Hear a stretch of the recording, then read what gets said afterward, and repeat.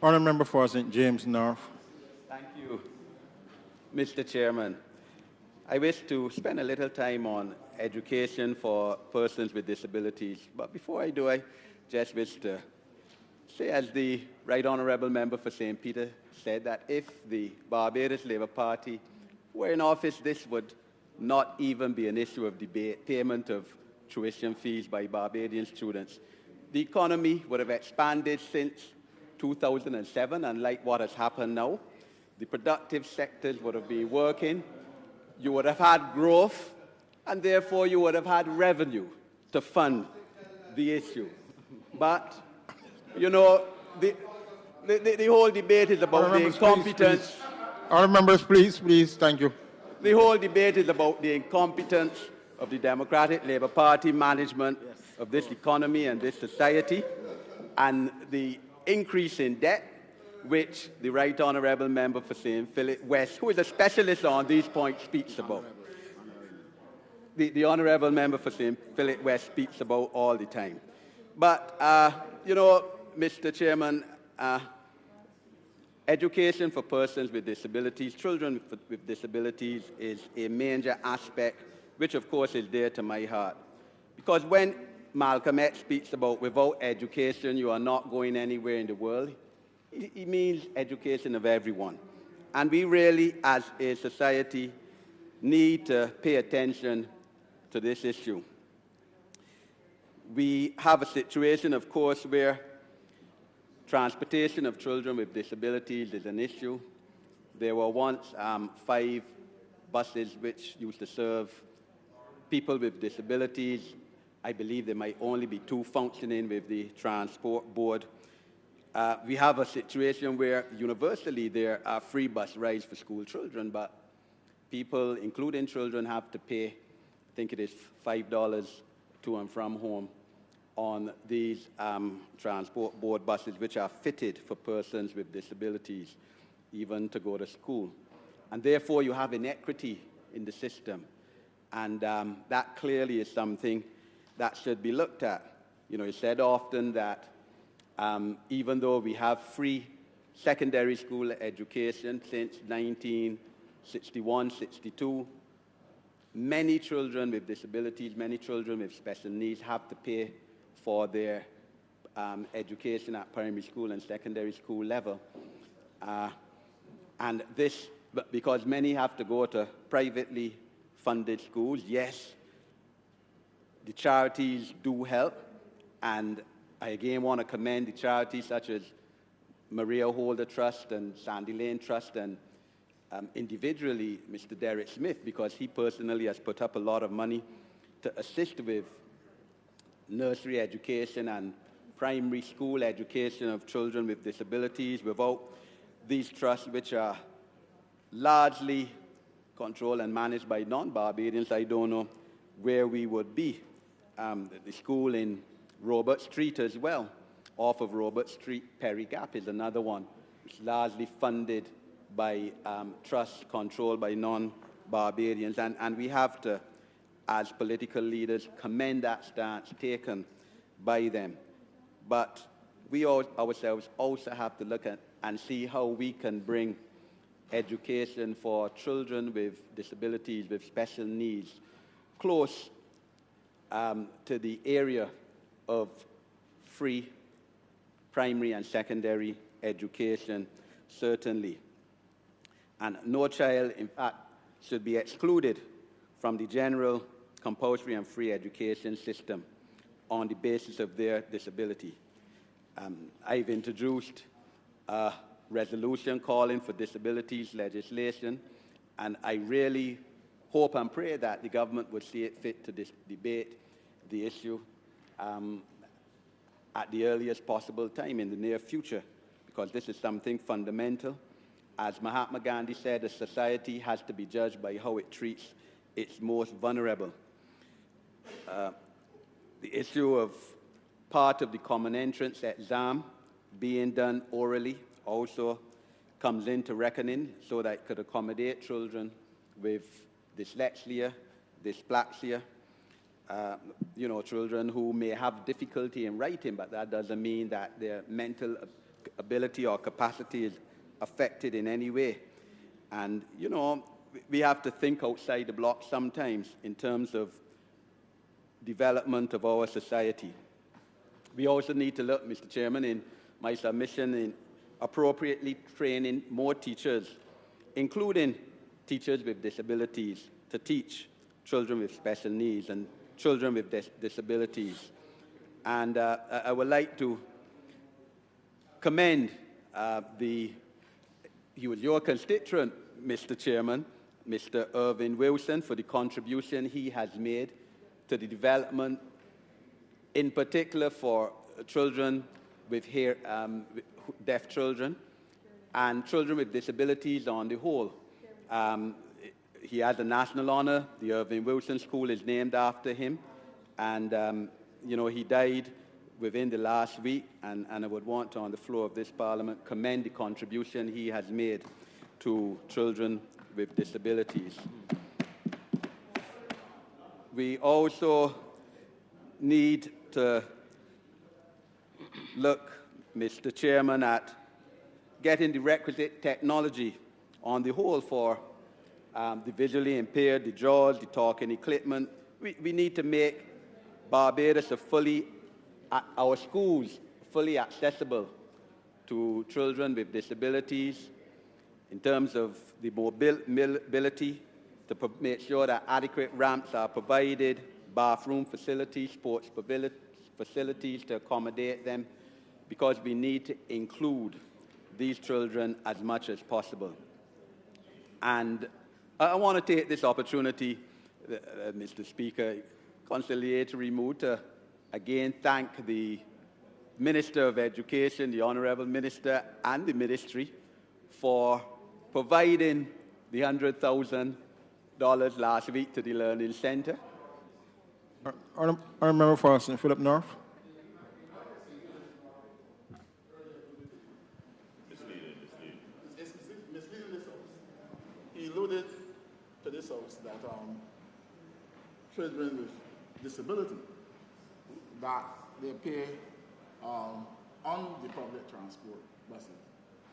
I just want to make it known that they're travel free on the public transport buses, only when they're contracted buses owned by the Council for the Disabled, they pay the $5.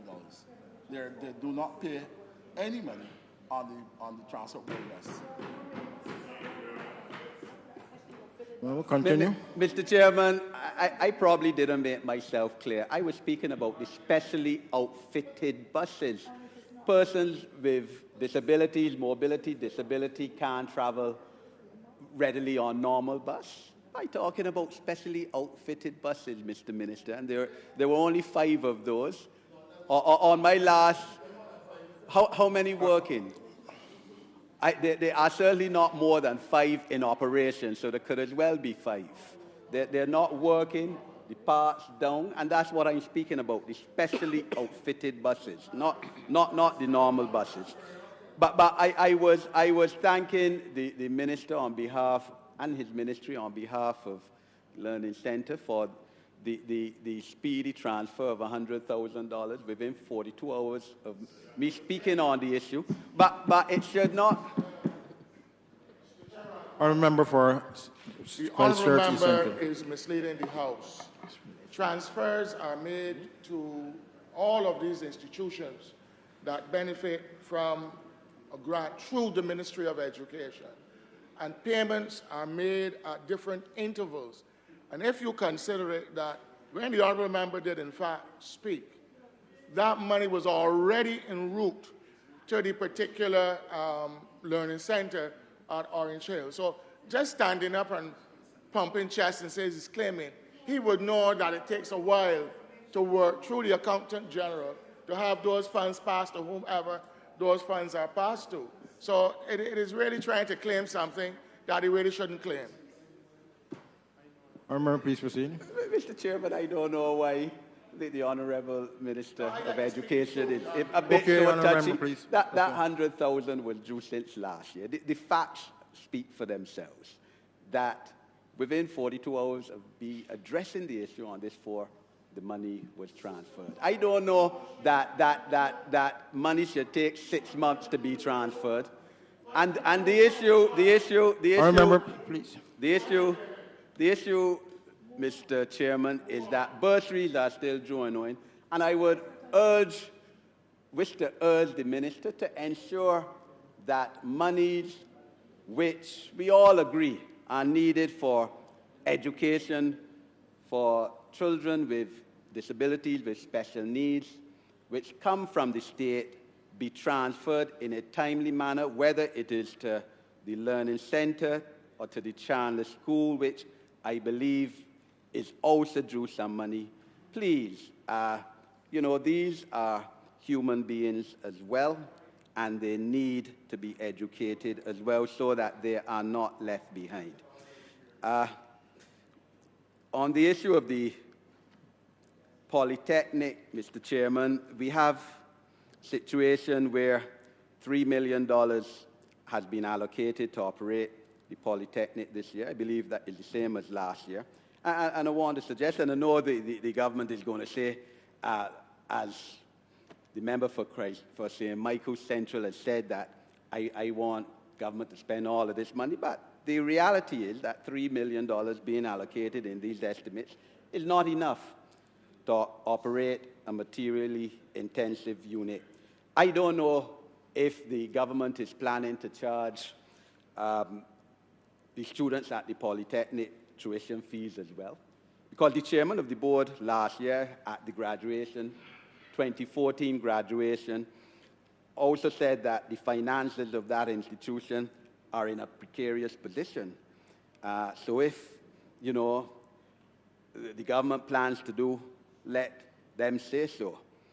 I would have thought that since you're butchering, in fact, the University of the West Indies in terms of funding, that you would at least increase funding to the BCC, to the Polytechnic, so that more students could get into those colleges and so that those colleges could be resourced financially as they should be. We have a situation where the City and Guilds certification, the City and Guilds, of course, as we know, a certification body for technical and vocational studies, and it seems like if they have suspended delivering qualifications to Samuel Jackman Prescott Polytechnic students pending outstanding payments, because from our reports, about 50 students last year studying for diplomas in electrical installation and engineering and plumbing were not given their certificate on the basis that the SJPP had not paid the City and Guilds for them. And this, of course, is an internationally recognized certification. And I would really wish to hear from the Honorable Minister on this issue. I agree with him on the issue of our need to expand our educational services internationally, because this is an area of tremendous potential foreign exchange earnings. Must commend the Executive Director of the Barbados Coalition of service industries for speaking on this matter with consistency. I know, of course, we have had an American School of Medicine here. I think the Seventh-day Adventists also have a school in Belleville, a university. We need more. Some of our CARICOM sister countries have gone into this field long time ago, and this is an area where we can generate Our member has 2 minutes. And because we have clearly advantage in terms of our English as our first language for students for whom English is not a first language. We can look at developing our science and technology base through this manner as well. And, therefore, this is something I believe that we should look at.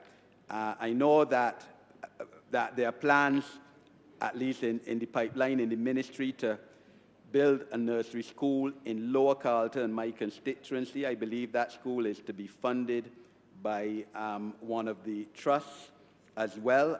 I would wish to know from the Honourable Minister when that nursery school is slated to be built. We have an issue, Mr. Chairman, with the appointment of teachers, because I know that in mid-April last year, the Honorable Minister said that he knows that there are 700, 800 temporary teachers who are up for appointment, and said that a significant number of those teachers will be appointed to fill the vacancies across the system. I don't know that that has been done yet. In fact, I think that's one of the thorny points in his relationship with the I know that, with the union, Barbados Union of Teachers, of which I spoke. And that clearly is an issue that needs to be addressed as well. Mr. Speaker, we have issue of teacher training. There are many teachers in the profession who have only a basic 2-week-long training initiation. They might have university degrees. And, you know, just like in every other profession, certainly in my profession, I am fully in agreement that attorneys at law should have to retrain and have to do a basic minimum of hours of education every year to get their certification annually, and same as teachers. So the issue of teacher training, I would wish the Honourable Minister to address in his response, especially for those in the leadership positions and management positions, the principals, the deputy principals, especially particularly, or including rather, training in financial management.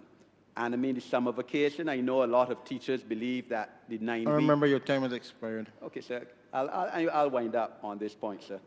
I know that a lot of teachers believe that their 9-week summer vacation is sacrosanct and should not be touched, but this is a period which could be used for additional training workshops and conferences to train teachers. I'm obliged to you.